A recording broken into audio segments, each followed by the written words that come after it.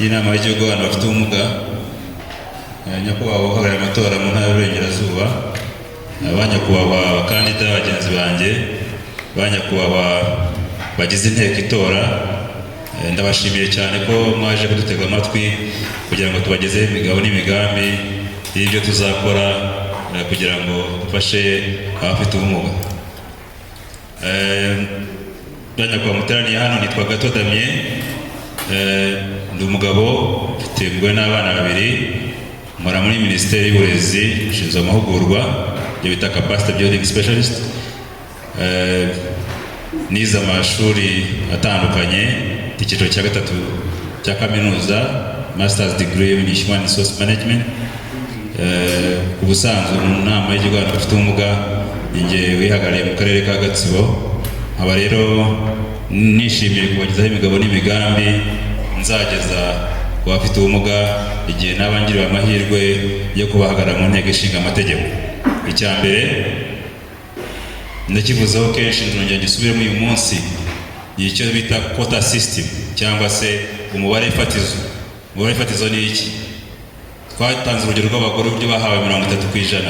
Abafite ubumuga dufite ikibazo gikomeye cyane, tumaze kwiga ariko nta kazi, usanga dukora imirimo isanzwe, usanga bamwe birwanaho, ariko dukeneye umubare fatizo kugira ngo bidufashe kubona akazi, bice ikibazo cy'ubushomeri gikomeye mu bantu bafite ubumuga. Ni ingingo ikomeye cyane, nahoze mvuga ejo ngo n'abakandida bose bakwiye kuyivugaho kugira ngo izamuke, imenyekane, uzatorwa rero wese azayigarukeho, kuko nitubona nibura 10% n'urugero bizadufasha. Niba akarere ka Karongi karimo abantu abakozi 100, tukabona 10 muri bo, ni intambwe ikomeye cyane ku bafite ubumuga. Navuze kandi ko zasaba ko hajyaho itegeko kugira ngo tubone duhagarare abafite ubumuga mu myanya ifata ibyemezo, mu myanya itorerwa cyangwa se imyanya ishyirwaho na cabinet. Icyo nashaka kuvuga cyane. Icya kabiri, ndazana kuvuga umunsi kubera iminota yagiye cyane, ndavuga ibintu bibiri byonyine. Ku musoro, kugabanyiriza umusoro abafite ubumuga bacuruza.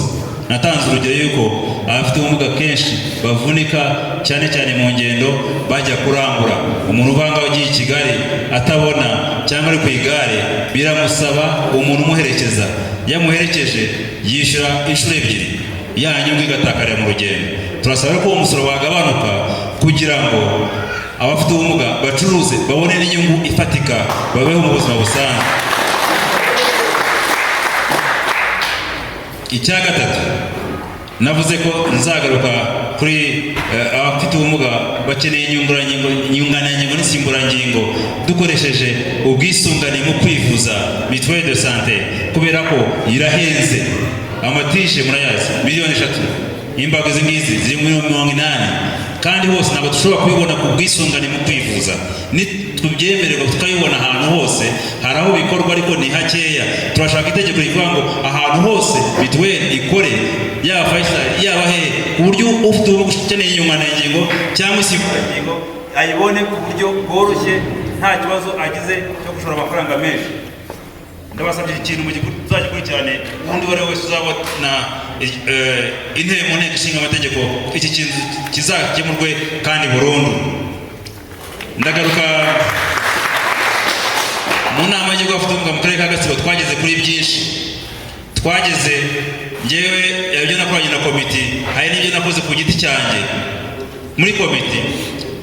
Muri njyanama twakoze ubuvugizi, ubu ngubu itike cyangwa se sitting allowance ku murenge n'abahuzabikorwa b'utugari mu karere ka Gatsibo, guhereye muri uku kwa karindwi bije yageze mu murenge n'abahuzabikorwa b'akagari. Ni ikintu gikomeye cyane kandi twari dukeneye. Icya kabiri, njyewe ubwanjye njyanama yagize uruhare rwo kugira ngo twubakire abantu 17 bakennye mu karere ka Gatsibo. Uko turi 17 twese, buri umwe yubakiye umuturage. Nanjye nafatanyije na bagenzi banjye twubakira inzu umukecuru udafite aho haba. Harimo bagenzi hano banjye bamfashije, tumwubakira inzu ifite agaciro ka 6 miliyoni. Ni mu murenge wa Kiziguro, mu kagari ka Ndatemwa, mu mudugudu wa Kinunga irahari. Icya kabiri, njyewe n'umuryango wanjye twafashije abaturage kubagurira mituweli de sante. Njye n'umuryango wanjye nabwo n'urugo rwanjye twaguze mituweli 300 njye n'umuryango wanjye, bifasha abafite ubumuga ndetse n'abadafite ubumuga bakeneye. Ni ikintu gikomeye cyane. Icya gatatu, niyemeje kwishyura umwana ufite ubumuga bwo kutabona kuva atangiye kugera asoza, kandi hafi gusoza ko ari mu wa 5 segonderi. Banyakwa muteraniye ahangaha ndagira ngo mbashimire nsoza kubera igihe cyagiye, mbasaba gutora nomero 2 gatodamye uri lisiti y'itora, ariko ku 15 twabanje gutora umukuru w'igihugu utunyuze ndetse